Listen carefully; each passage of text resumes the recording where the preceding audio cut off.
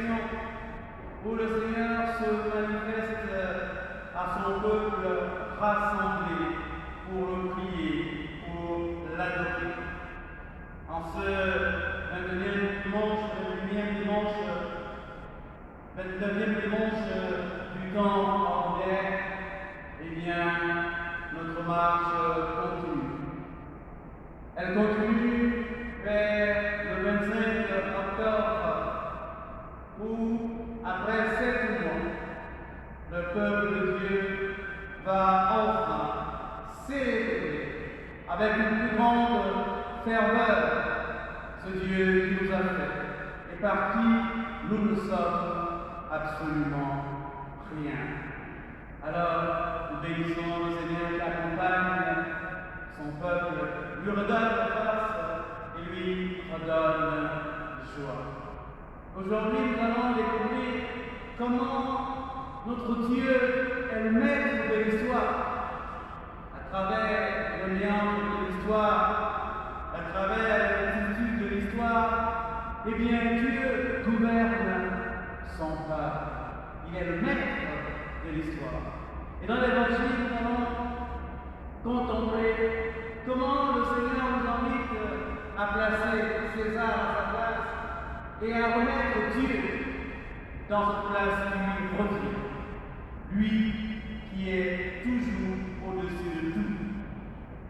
Frères et sœurs, préparons-nous à célébrer cette Eucharistie en reconnaissant que nous sommes pauvres pécheurs. Je confesse à Dieu Tout-Puissant que j'ai péché en pensée, en parole, par action et par omission. Oui, j'ai péché. C'est pourquoi je supplie la Vierge Marie, les anges et tous les saints, et vous aussi, mes frères, de prier pour moi le Seigneur. Que Dieu Tout-Puissant nous fasse miséricorde et nous pardonne nos péchés et nous conduise à la vie éternelle.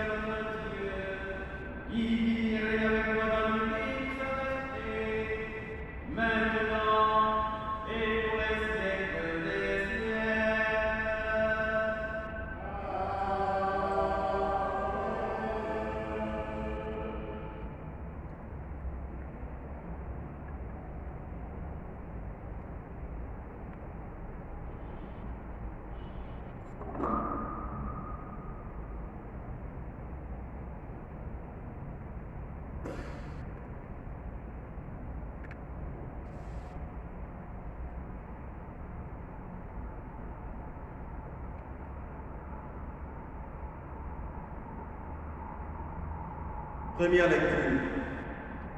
Lecture du livre du prophète Isaïe. Ainsi parle le Seigneur à son Messie, à Cyrus, qu'il a pris par la main pour lui soumettre les nations et désarmer les rois, pour lui ouvrir les portes à deux battants, car aucune porte ne restera fermée.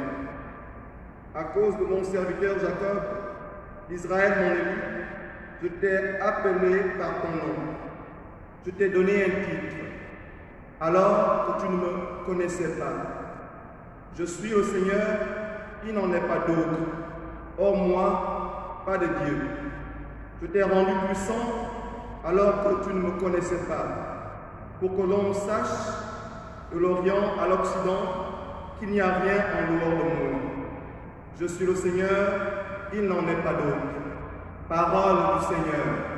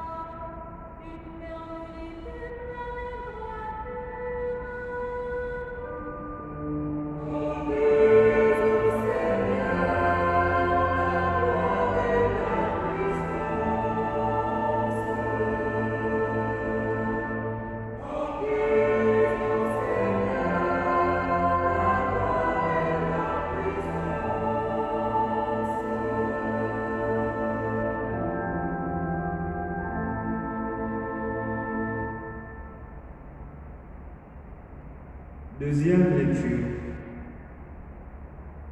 Lecture de la première lettre de Saint Paul, apôtre aux Thessaloniciens. Paul, Sylvain et Timothée, à l'église de Thessalonique, qui est en Dieu le Père et dans le Seigneur Jésus-Christ. À vous, la grâce et la paix.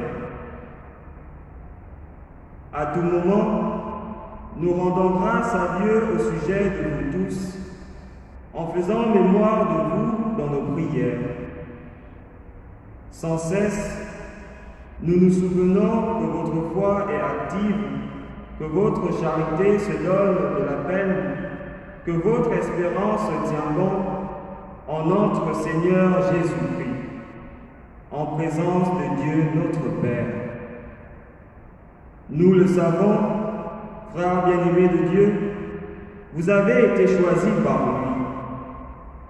En effet, Notre annonce de l'Évangile n'a pas été chez vous simple parole, mais puissance, action de l'Esprit Saint, pleine de certitude. Parole du Seigneur.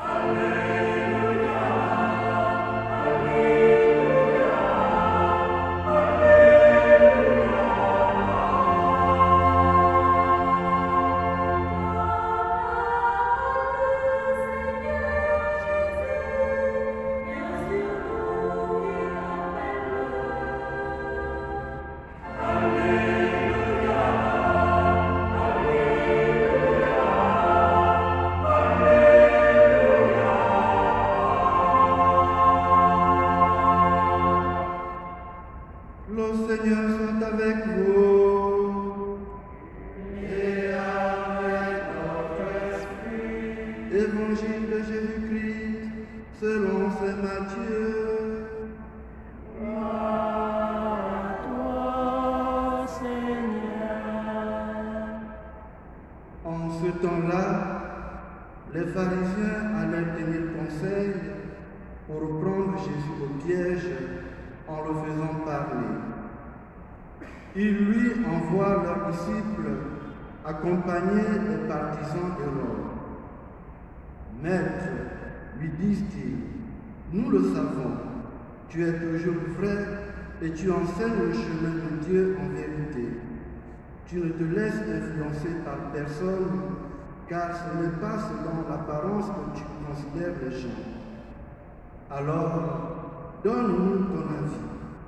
Est-il permis, oui ou non, de payer l'impôt à César, l'empereur? Connaissant leur perversité, Jésus dit, hypocrite, pourquoi voulez-vous me mettre à l'épreuve? Montrez-moi la monnaie de l'impôt.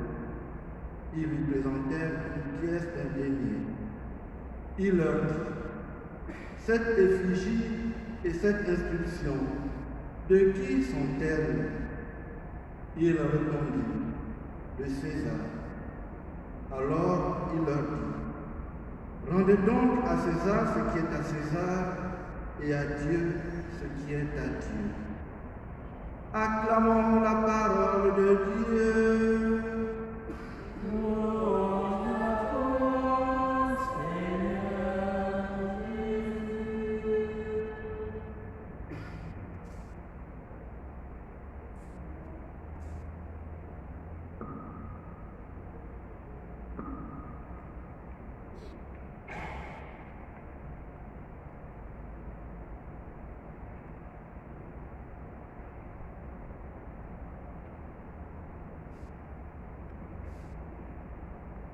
La paix du Christ.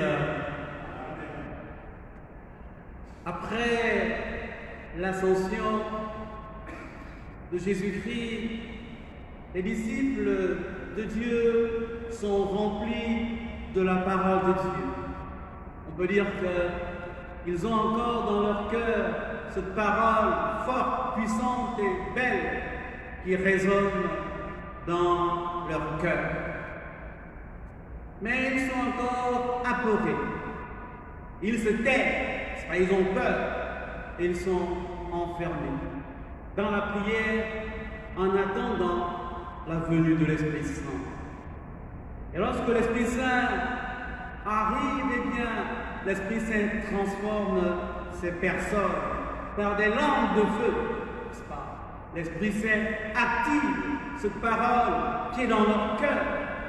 Alors, les apôtres se lèvent et proclament la plus belle des révélations, la plus belle des vérités. Le Seigneur est ressuscité. Nous en sommes témoins. Alors nous aussi, pour que cette parole de vie que nous avons entendue tout à l'heure, n'est-ce pas, prenne feu dans nos cœurs, qu'elle sorte de nos lèvres, eh bien nous allons inviter, nous allons nous lever et inviter le Saint-Esprit de Dieu, qu'il renouvelle, n'est-ce pas, pour que les portes de notre cœur ne soient pas fermées. Aucune porte ne restera fermée. Aucune porte de nos paroisses ne restera fermée. Ouvrons nos cœurs à l'Esprit de Dieu. Vive ta force, vive ta puissance, mais par ton esprit, envoie ton esprit. Vive ta force, vive ta puissance, mais par ton esprit, envoie ton esprit. Vive ta force, vive ta puissance, mais par ton esprit, envoie ton esprit. Vive ta force, vive ta puissance, mais par ton esprit, envoie ton esprit. Vive ta force, vive ta puissance, mais par ton esprit, envoie ton esprit.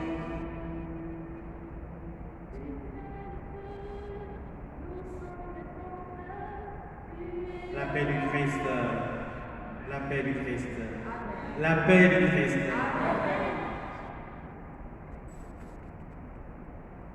Dans la première lecture, eh bien, elle nous présente le peuple de Dieu. Ce peuple de Dieu qui vit un sévère exil à Babylone durant près de 60 ans. Ce peuple est loin de sa terre. Ils ont été déportés de Jérusalem à Babylone. Donc ils sont loin de leur terre. Ils sont sans roi. Et surtout, ils sont sans le temple de Jérusalem, là où se vivent les mystères de la foi, là où il y a la présence de Dieu. Et voilà qu'après 60 ans de dur exil, eh bien, Dieu vient libérer son peuple par la main d'un roi païen, quelqu'un qui ne connaissait pas Dieu, le Dieu d'Israël, le vrai Dieu, l'unique, un païen, Cyrus. Et Cyrus, eh bien, il va mettre fin à la déportation du peuple de Dieu. Cyrus libère les Juifs et leur donne une mission de retourner dans leur pays d'origine. Il leur donne une mission de reconstruire le temple de Jérusalem qui avait été détruit par Nabuchodonosor, le roi de Babylone. Et en plus, Cyrus, eh bien, il donne au peuple de Dieu l'or et l'argent que Nabuchodonosor avait pris dans le temple pour que le peuple de Dieu reconstruise le temple détruit. Et alors, en faisant lecture de cet événement, les Hébreux comprennent que Dieu s'est servi d'un roi païen pour libérer son peuple. Alors, ce moment de l'histoire des Juifs est plein d'enseignements pour nous. Le premier enseignement, c'est que c'est un païen. Un païen. Pour dire que c'est Dieu qui gouverne l'histoire des arts. C'est Dieu qui gouverne l'histoire du monde. C'est lui, le maître de l'histoire. Et voilà que Dieu se sert de cet homme. Et on rend grâce à Dieu parce que, eh bien, Cyrus reste également ouvert à l'action de Dieu. Il reste ouvert, bien que païen. Cyrus reste ouvert à l'action de Dieu. Il n'est pas là pour opprimer, Il n'est pas là pour voler de l'or, de l'argent. Il laisse le peuple s'en aller et lui donne les moyens de retourner dans la terre natale pour célébrer le Dieu vivant. L'autre enseignement que nous pouvons retirer, c'est que la libération que Cyrus va accomplir, eh bien, elle va animer par les arts. C'est un païen, donc il se sert, n'est-ce pas, de ses moyens à lui. Et ses moyens à lui, eh bien, ce sont les arts. Pour nous chrétiens, nous le verrons tout à l'heure, eh bien, il ne sera pas question d'armes. Tout au contraire, nous sommes libérés, conduits par la puissance de l'Esprit Saint. Ni par force, ni par puissance, mais par l'Esprit de Dieu qui gouverne. Et enfin, Cyrus, dans sa grande bonté, avec son cœur ouvert à Dieu, il donne les moyens au peuple juif de vivre leur foi. Aucune porte ne restera fermée. Alors, une sagesse, une manière de gouverner, n'est-ce pas, qui devrait être source d'inspiration pour notre vécu ensemble en ces moments que nous passons. Cet homme qui est païen et qui se laisse guider par la volonté de Dieu. C'est pour cela que nous aussi, eh bien, nous continuons notre marche, parce que c'est Dieu qui guide l'histoire.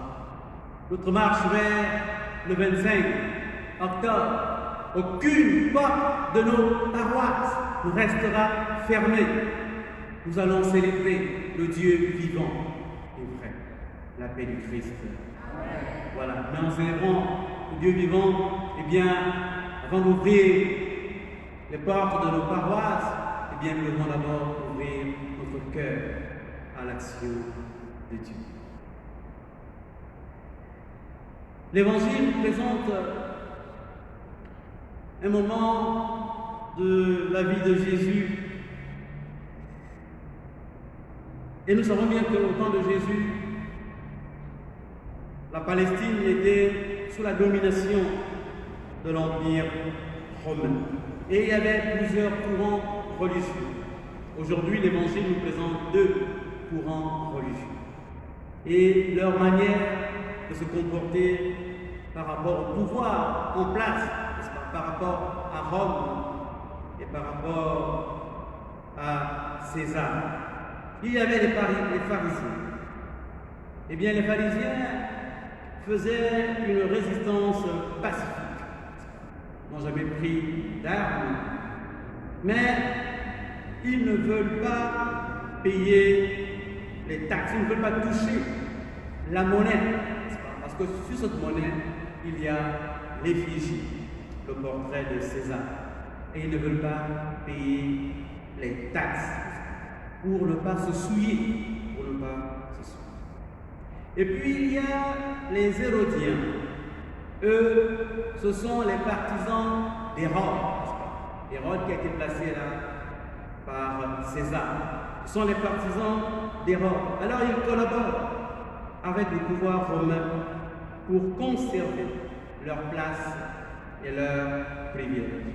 Alors voilà que ces deux mouvements, eh bien, qui ont une façon différente de se mettre en rapport avec l'autorité, eh bien voilà que ces deux courants s'approchent de Jésus pour lui poser cette question. Maître, nous le savons, tu es toujours vrai. Tu enseignes le chemin de Dieu en vérité. Tu ne te laisses influencer par personne. Ce n'est pas selon les apparences que tu considères les gens. Est-il permis, oui ou non, de payer l'impôt à César, à l'empereur? Avant de donner une réponse, Jésus commence par démasquer la véritable nature des cœurs de ces gens-là, leurs intentions véritables. ils ne sont pas vrais. Ni devant Jésus, ni devant Dieu, ils ne sont pas vrais. Ils ont le cœur double. Et voilà pourquoi Jésus leur dit, hypocrite, je ne suis pas votre maître. Vous suivez une autre logique, certainement celle des intérêts. Mais puisque le Seigneur est toujours ouvert, n'est-ce pas, et que sa lumière brille toujours pour attirer ceux qui sont dans les ténèbres, eh bien le Seigneur va répondre à cette question. La réponse de Jésus est la suivante. Montrez-moi la pièce d'argent. Il lui présentait une pièce d'un denier. Il leur dit, cette effigie et cette inscription, de qui sont-elles? Il répondit, de César. Alors il leur dit, rendez à César ce qui est à César et à Dieu ce qui est à Dieu. La paix du Christ. Voilà. S'il y a un verset que les hommes politiques connaissent bien, qui chaque fois revient sur la table, c'est celui-là. Comme pour lui dire, eh bien, messieurs les abbés, les prêtres, les sœurs, restez dans vos sacristies. Restez dans vos sacristies. Alors le sens de ce texte est encore plus profond. Comme nous le savons tous, César est l'un des plus importants dictateurs que la terre ait porté. Il fut également le premier Romain à faire figurer son portrait sur une pièce de monnaie. Alors, sur cette fameuse monnaie, on en a retrouvé quelques-unes dans les fouilles archéologiques.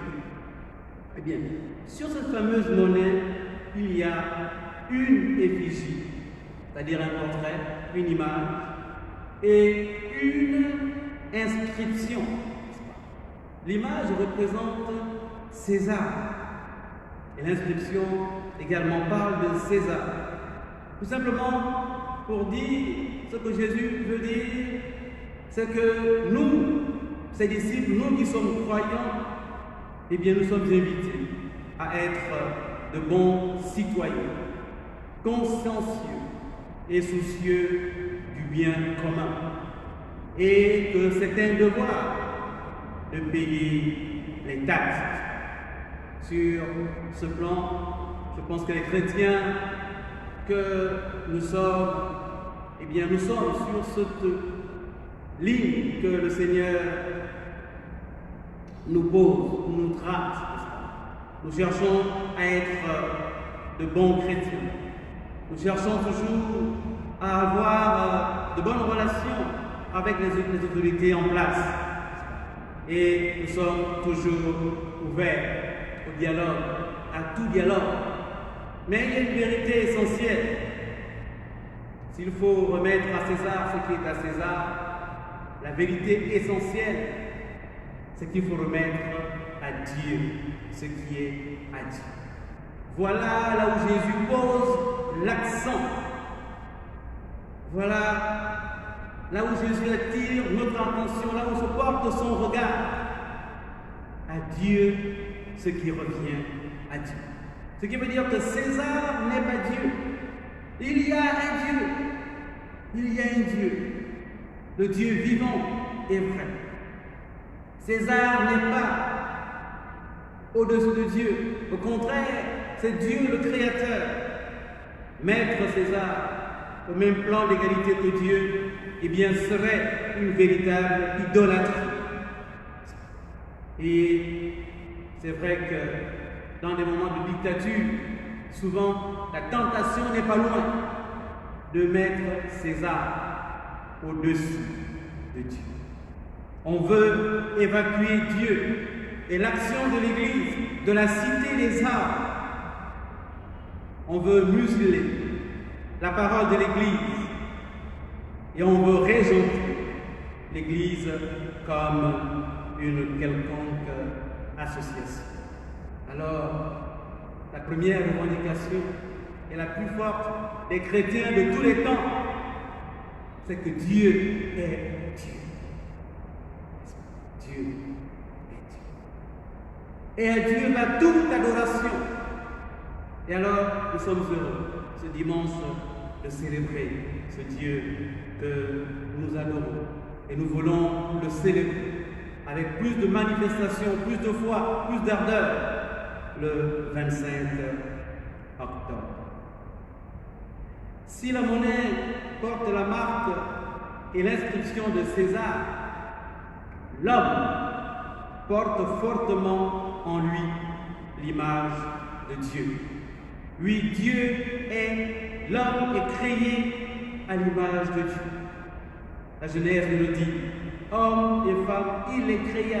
Dieu nous a créés à son image. Et alors, comme la monnaie appartient à César, nous, créés par Dieu, nous appartenons à Dieu. Et alors, à Dieu, nous devons toute adoration. Nous devons donner toute notre vie à Dieu, toute notre personne à Dieu, tout notre cœur. Nous devons servir Dieu de toutes nos forces parce qu'il est Dieu, parce qu'il est créateur. Et cette légende, cette inscription, eh bien, c'est la parole de Dieu. C'est la parole de Dieu. Cette parole que Jésus nous a laissée, c'est elle qui nous fait plus hommes. C'est elle qui nous rend plus humains. Et c'est elle qui fait de nous des fils de Dieu. Voilà l'inscription. Au fond de notre cœur, il y a l'inscription de Dieu, parce que nous sommes faits à son image.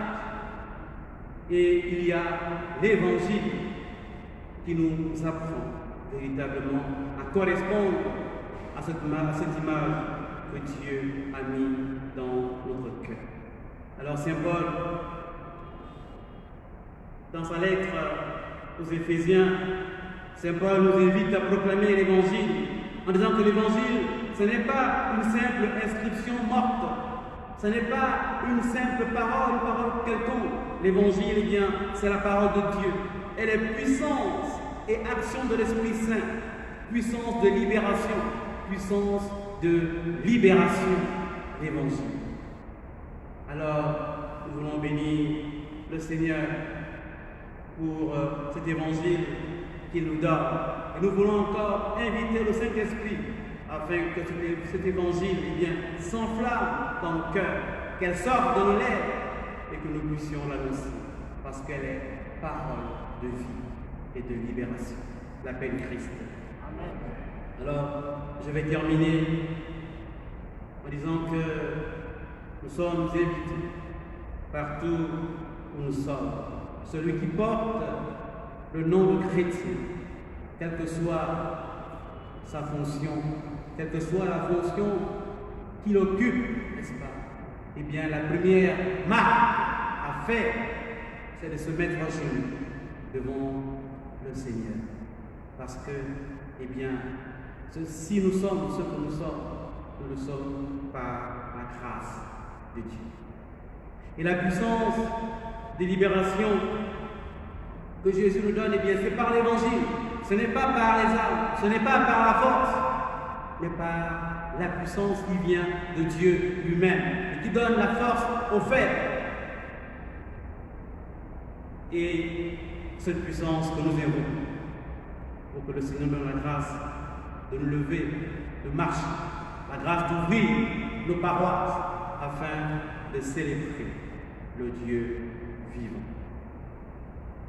Ni par force, ni par puissance, mais par ton esprit, envoie ton esprit, ni par force, ni par puissance, mais par ton esprit, envoie ton esprit, ni par force, ni par puissance, mais par ton esprit, envoie ton esprit, ni par force, ni par puissance, mais par ton esprit, envoie ton esprit.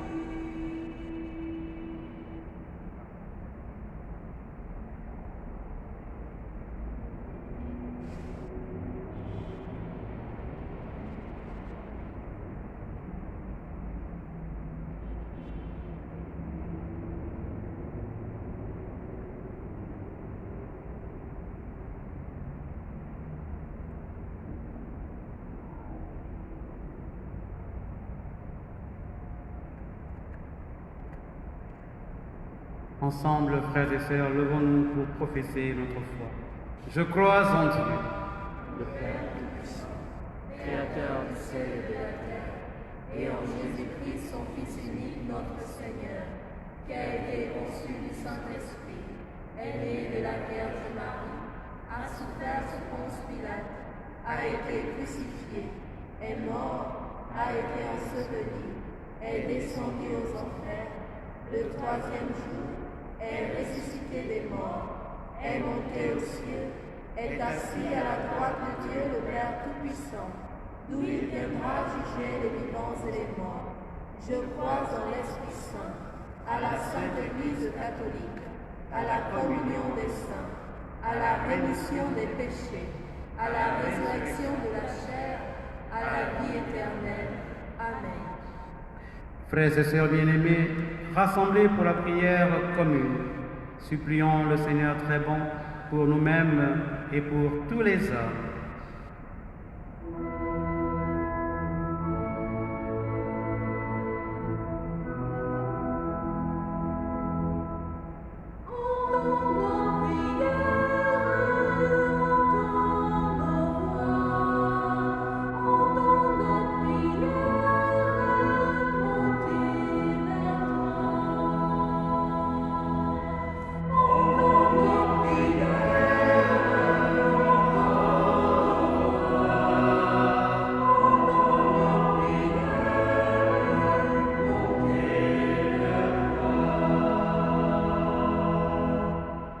Je suis le Seigneur, il n'en est pas d'autre.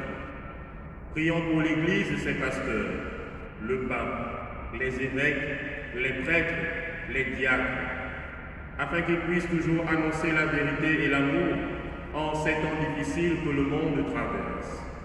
Ensemble, prions le Seigneur.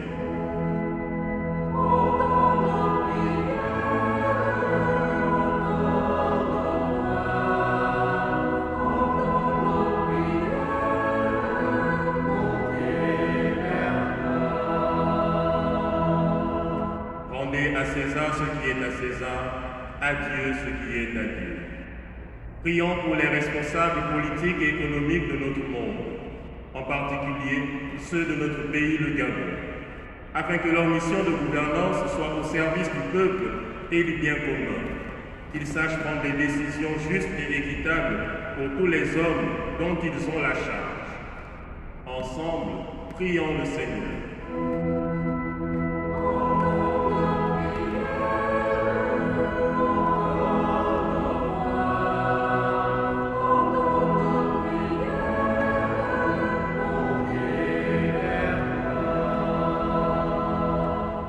En ce temps difficile que notre monde traverse, qui rend plus difficile la vie sociale, prions pour les hommes vulnérables, les personnes malades, les affligés.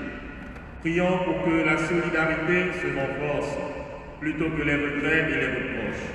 Que chacun puisse explorer des formes nouvelles de relations, en particulier en faveur des plus isolés. Ensemble, prions le Seigneur.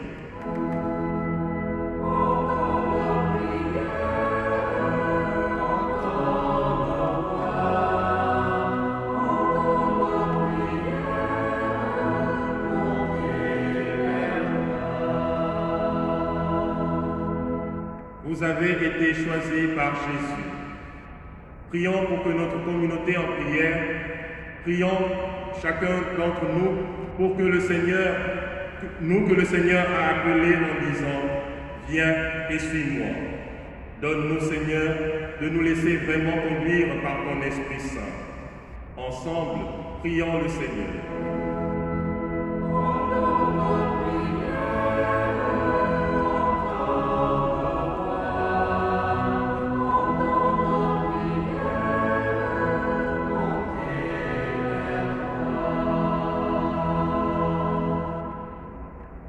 Seigneur Jésus, qui te tiens au milieu des croyants rassemblés en ton nom, écoute les supplications de ta famille et daigne répondre à ces appels. Toi qui règnes avec le Père et le Saint-Esprit, maintenant et pour les siècles des siècles.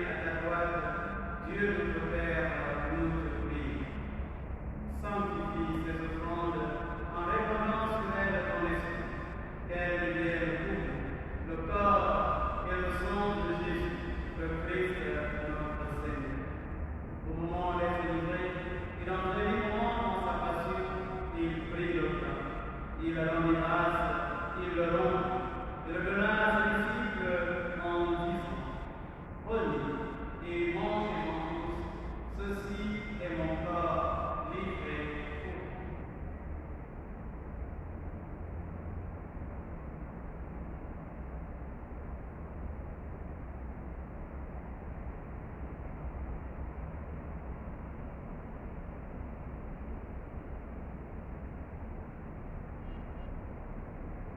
De même, à la fin du repas, il prit la coupe. De nouveau, il rendit grâce et la donna à ses disciples en disant: Prenez et buvez-en tous, car ceci est la coupe de mon sang, le sang de l'alliance nouvelle et éternelle, qui sera versé pour vous et pour la multitude en rémission des péchés.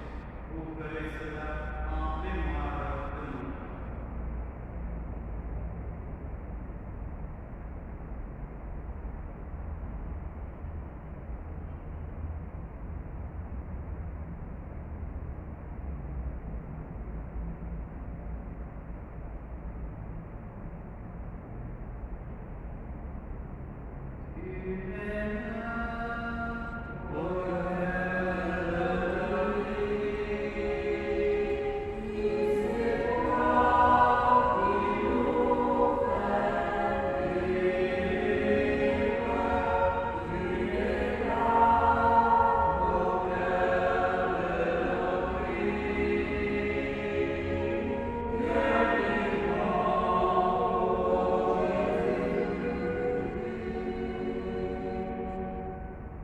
Faisant ici mémoire de la mort et de la résurrection de ton Fils, nous t'offrons, Seigneur, le pain de la vie et la coupe du salut, et nous te rendons grâce car tu nous as choisis pour servir en ta présence.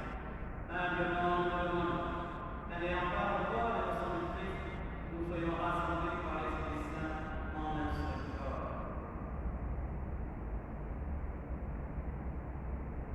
Souviens-toi, Seigneur, de ton Église répandue à travers le monde, de faire abonder ton ta charité avec le pape François, notre archevêque Jean-Baptiste qui célèbre cette messe, et tous ceux qui ont la charge de ton peuple.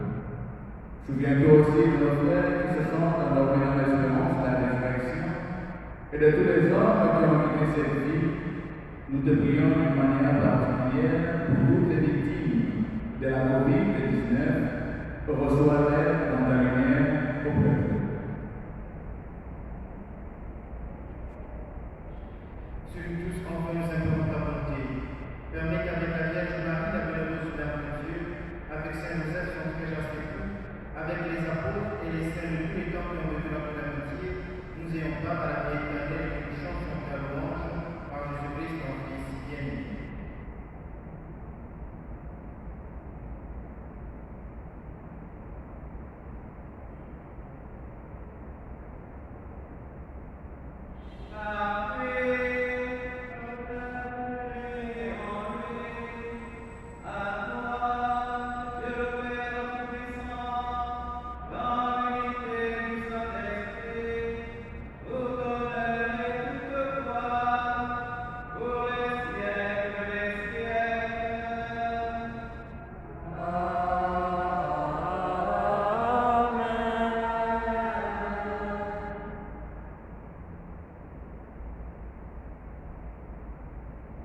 Unis dans le même esprit, Esprit Saint qui nous pousse vers l'adoration du Père, pour mondial la confiance patriarche de notre reçu du Sauveur.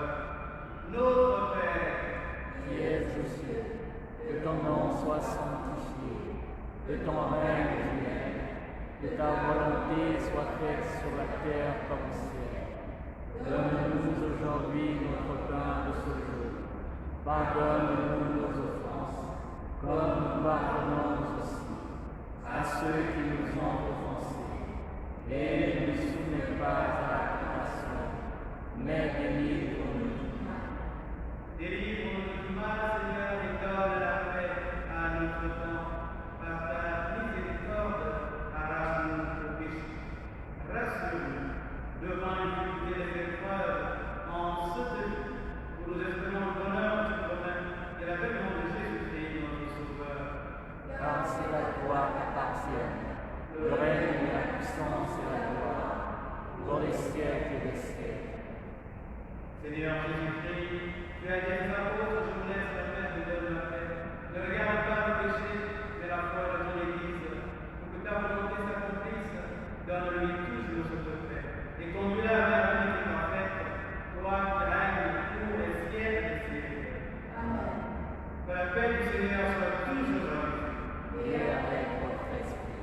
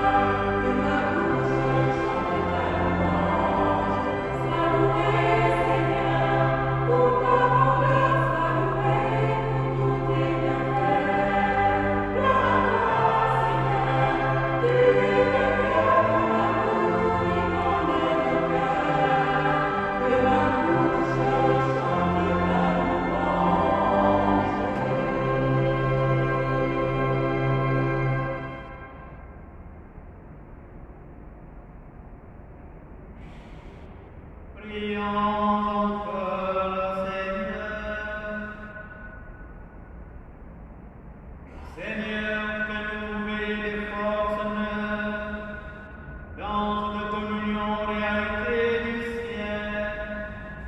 Assure-nous tes bienfaits ici-bas et instruis-nous des richesses de ton royaume. Nous te le demandons, Père, au nom de Jésus, ton Fils, notre Seigneur et notre Dieu. Il vit et règne avec toi dans l'unité du Saint-Esprit, maintenant et pour les siècles des siècles.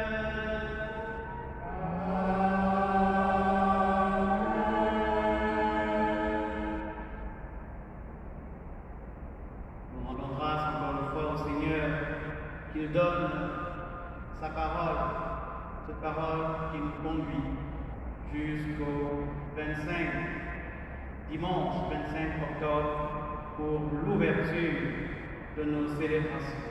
Aucune porte ne sera fermée, nous dit la parole de Dieu aujourd'hui. Aucune porte de nos paroisses ne sera fermée. Le Seigneur soit avec vous.